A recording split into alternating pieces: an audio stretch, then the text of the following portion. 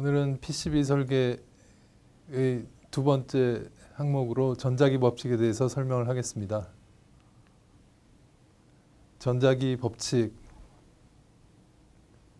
이용을 하면은 PCB 회로 기판상에서 전기 신호들이 어떻게 진행되는지를 관계를 알 수 있습니다. 그 관계를 정리한 사람은 제임스 클러크 맥스웰이라는 사람이 정리를 했습니다. 전기와 자기장, 그 다음에 전류, 전하들이 전자기 법칙을 이루는 요소들인데 그 네 가지를 이 네 개의 식으로 정리를 한 사람이 제임스 클러크 맥스웰입니다.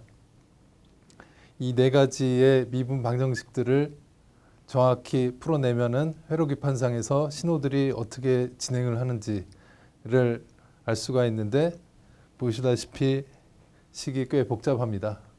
그래서 이것들의 일반해는 알려져 있지 않습니다. 그러나 이 식들의 의미를 파악을 하게 된다라고 하면은 정확하지는 않더라도 정성적인 의미만 파악하게 되더라도 회로 설계, PCB 회로 설계의 신호들의 인과관계를 파악할 수 있기 때문에 이 네 개의 수식들이 정성적으로 무엇을 의미하는지 정도만 이제 파악하는 시간을 가져보겠습니다. 이 네 가지 식에서 오른쪽에 있는 항들, 이 네 가지가 전자기 현상의 원인이 이제 되는 것들이고 왼쪽에 있는 항들, 이 네 개들은 이 원인에 의해서 생겨나는 결과물이라고 생각하시면 됩니다. 근데 보시다시피 여기 여러 개의 이제 문자들이 있습니다. 여러 개의 문자들이 있는데 이 문자들이 어떤 것을 의미하는지 크게 두 가지로 이제 살펴보면은 E와 D로 표현되는 저 물리량들은 전기장에 관련된 물리량이 되겠습니다. 전기장은 어떤 물리량이냐면은 전하들을 움직이는 힘의 근원이 되겠습니다. 그 다음에 두 번째로 B와 H로 표현되는 물리량이 있습니다. 이 두 가지 물리량은 자기장에 관련된 양으로 정확히 명칭을 살펴보면 B는 자속 밀도라고 불리는 양이고 H는 자기장이라고 불리는 양이 되겠습니다. 이 두 가지 물리량은 전류에 의해서 생겨나는 자기장의 효과들을 이제 설명하는 양이 되겠습니다. 그 다음에 추가적으로 두 가지 물리량이 나오는데 J라고 불리는 물리량과 그리스 문자의 로라고 불리는 물리량이 있습니다. J는 전류를 나타내는 물리량이고 로는 전하 밀도, 전하를 의미하는 그런 물리량이 되겠습니다. 그 다음에 시간 t가 나오는데 시간 t는 시간에 따른 이제 그 변화율을 의미하게 됩니다. 그 다음에 왼쪽 항을 이제 보시면은 삼각형을 이제 뒤집어 놓은 나블라라고 이제 불리는 미분 연산자들이 나오는데 그 미분 연산자들의 크로스 그 다음에 도트가 이제 붙은 두 가지 형태의 연산자들이 나옵니다. 이거는 오른쪽에 있는 원인들에 의해서 생겨나는 물리 현상이 어떤 형태로 이제 생겨나는가를 알려주는 건데 연산자가 이제 두 가지 형태로 이제 놓여 있다라는 것은 두 가지 형태의 결과적인 전자기 현상이 이제 생겨난다라는 걸 의미하게 되겠습니다. 그 정도의 기초 지식을 이용을 해서 이 네 개의 식이 어떤 물리 법칙을 이제 설명하는가를 지금부터 간략히 설명을 드리겠습니다. 첫 번째 식은 자속 밀도의 시간 t가 미분 형태로 들어있는데 이거는 무엇을 의미하냐면은 자속 밀도가 시간에 따라서 변화를 한다. 간단히 말하면 자기장이 시간에 따라서 변화를 한다라는 것을 의미하게 되겠습니다. 그 다음에 두 번째 항은 오른쪽에 전류가 있고 그 다음에 D는 Electric Flux Density라고 이제 불리는 양인데 전기장과 관련된 양입니다. 그것에 시간 미분이 들어있는데 의미하는 건 뭐냐면은 전류가 흐르거나 자기장이 전기장이 시간에 따라서 변화하는 경우 이것이 원인이 된다는 것입니다. 그 다음에 세 번째 로라고 표시된 거는 전하가 있는 경우에 그 주변에 전기장에 관련된 물리량이 생겨난다라는 것을 의미하게 되겠습니다. 맨 마지막에 있는 항은 자속 밀도랑 관련된 법칙인데 이것은 뒤에 다시 설명을 드리겠습니다. 이 네 가지가 원인이 되고 그것에 의해서 결과적으로 나오는 현상이 오른쪽에 있는 항들입니다. 여기서 첫 번째 나블라에다 크로스에 해당되는 연산자가 붙은 저 항이 의미하는 것은 물리량이 패곡선 형태로 생겨난다는 걸 의미하게 됩니다.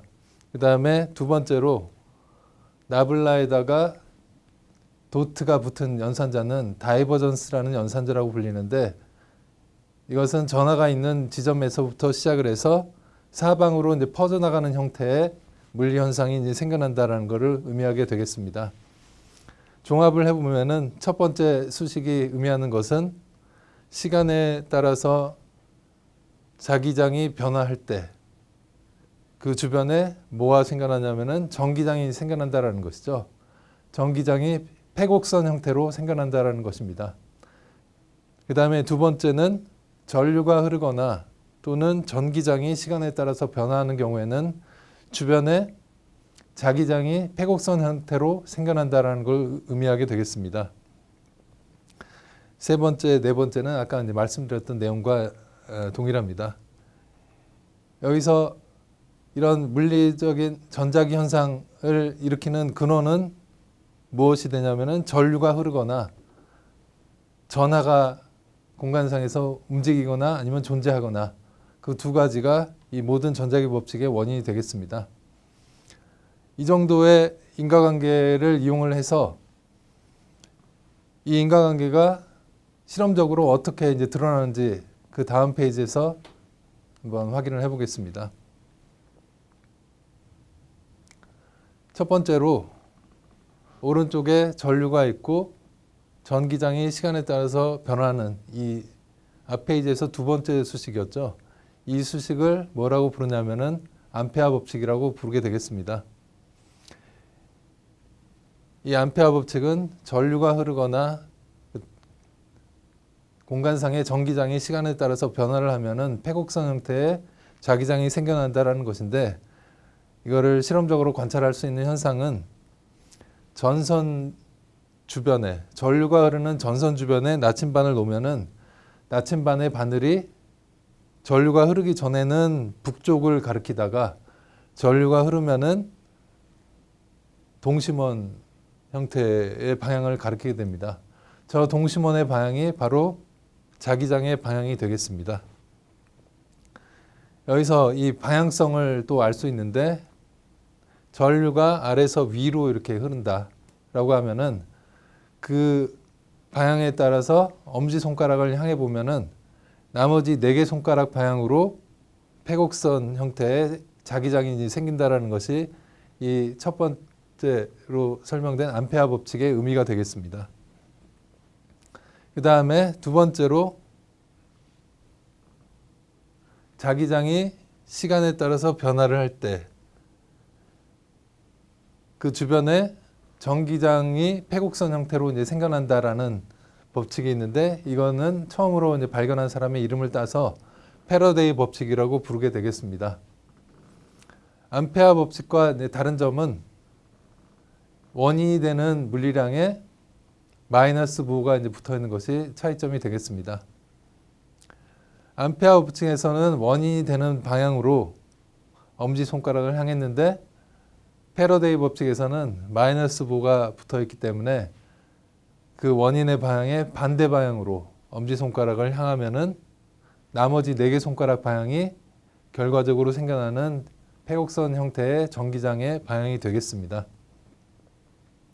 이것도 실험적인 사실을 관찰을 해보면은 어떤 형태냐면 자석을 이제 갖고 움직이는 것이죠. 공간상에서 움직인다라고 하면은 이 주변에 지금 여기 코일이 이렇게 놓여 있는데 코일 주변에 자석이 멀리 있을 때는 자기장이 약하다가 자석을 오른쪽으로 옮기면은 자석에 의해서 이 부분에서 오른쪽 방향으로 향하는 자기장이 증가가 되겠습니다. 그런 경우에는 그 방향의 반대 방향이 왼쪽 방향인 거죠. 왼쪽 방향으로 엄지를 향했을 때 나머지 4개 손가락 방향, 이 방향으로 패곡선 형태의 전기장이 이제 생겨나게 되겠습니다. 이 경우에 그 방향으로 코일이 이렇게 이제 감겨져 있는데 코일 안에는 전하들이 이제 가득하기 때문에 전기장의 힘을 받아서 전하들이 전기장 방향으로 이동을 하게 되겠습니다. 이동을 한다라고 하면은 이 전선을 따라서 전하들이 앞에서 뒤로 이제 돌아가면서 이 왼쪽 부분으로 전류가 흘러나온다라는 것이죠. 전류가 흘러나온다라는 것은 왼쪽 부분에 전압이 높고 오른쪽 부분에 이제 전압이 낮게 이제 되기 때문에 이 코일에다가 전압계를 연결한 다음에 전압 변화를 관찰을 하면은 자석을 가까이 하는 경우에 왼쪽에서 오른쪽으로 전류가 흐르면서 전압이 플러스 전압이 이제 관찰이 되겠습니다. 이런 것들이 전자기 법칙으로 이제 설명할 수 있는 물리적인 그런 증거가 되겠습니다. 이 인과관계를 이용을 해가지고 PCB 회로 설계, PCB 설계에 그 도움이 되는 그런 이제 통찰력을 얻을 수 있게 되겠습니다. 이 슬라이드에서는 몇 가지 더 애니메이션을 보면서 앞에서 그 암페어 법칙과 패러데이 법칙이 의미하는 것을 살펴보는 그런 장이 되겠습니다. 왼쪽 부분에서는 전류를 만들어내는 이제 전압원이 있는데 그 전압원에서 전압이 시간에 따라서 플러스 전압, 마이너스 전압 이런 식으로 이제 바뀌는 경우에는 이 도체판에 붙어 있는 전하들의 부호가 주기적으로 위에가 플러스이다가 아래가 플러스이다가 교대로 이렇게 방향을 이제 틀기 때문에 그런 경우에는 이 두 개의 도체판 사이에 전기장이 시간에 따라서 변화하게 되겠습니다. 시간에 따라서 변화하지 않는 그런 전압인 경우에는 주변에 자기장이 생기지 않지만 이 경우처럼 전압이 위가 높거나 또는 아래가 높거나 시간에 따라서 변화하는 경우에는 주변에 자기장이 이제 관찰되는데 이것이 암페어 법칙의 증거가 되겠습니다.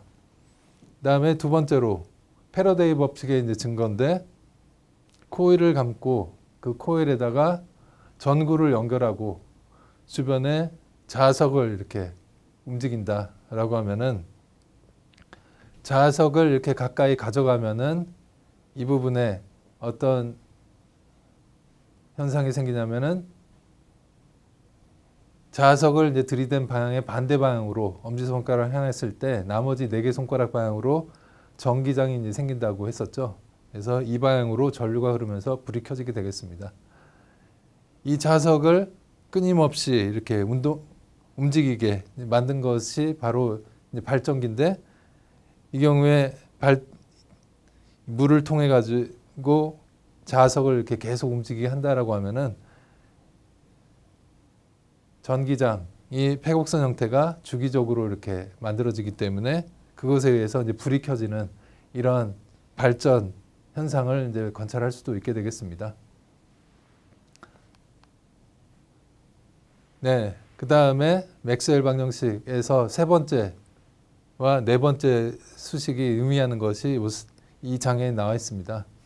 세 번째에 나와 있던 것은 어떤 거였냐면은 전하가 있는 경우에 그 주변에 그 전하의 위치로부터 사방으로 이제 퍼져나가는 형태의 전기장이 이제 만들어진다라고 했는데 왼쪽 그림, 오른쪽 그림이 그 전하로부터 만들어지는 전기장의 방향을 알려주고 있습니다. 만약에 어떤 지점에 플러스 전하가 놓여 있다라고 하면은 그 플러스 전하로부터 멀어지는 방향으로 전기장이 이제 생겨나고 그 다음에 마이너스 전하가 놓여 있다라고 하면은 이 마이너스 전하로 다 모여드는 방향으로 전기장이 이제 생겨나게 되겠습니다. 그 다음에 마지막으로 네 번째 맥스웰 방정식인 나블라에다가 도트가 붙어 있는 이 다이버전스 H가 0이다라는 이 수식이 의미하는 것은 어느 한 점으로부터 이렇게 사방으로 퍼지거나 또는 한 점으로 이제 모이는 형태의 자기장이라는 것은 없다라는 걸 의미하게 되겠습니다. 그래서 여기 이 오른쪽 그림에서 이제 보시듯이 자기장은 어떤 상황에서 관찰을 하든지 항상 패곡선 형태만 이제 관찰이 된다라는 것이 이 마지막 네 번째 식이 의미하게 되는 것입니다. 이 슬라이드에서는 또 실험적인 이제 그런 관찰 사항을 이제 보여주고 있는데 플러스 전하와 이제 마이너스 전하가 공간상에 놓여 있다라고 하면은 플러스 전하로부터 마이너스 전하를 향하는 이 방향으로 공간상에 전기장이 이제 퍼져 나가고 그 다음에 자기장인 경우에 자석이나 또는 이제 전자석인 경우에 주변에 아무리 어느 상황을 이제 관찰을 해도 항상 자기장이 패곡선 형태로 이렇게 이루어진다라는 것을 이제 보여주는 이제 상황이 되겠습니다.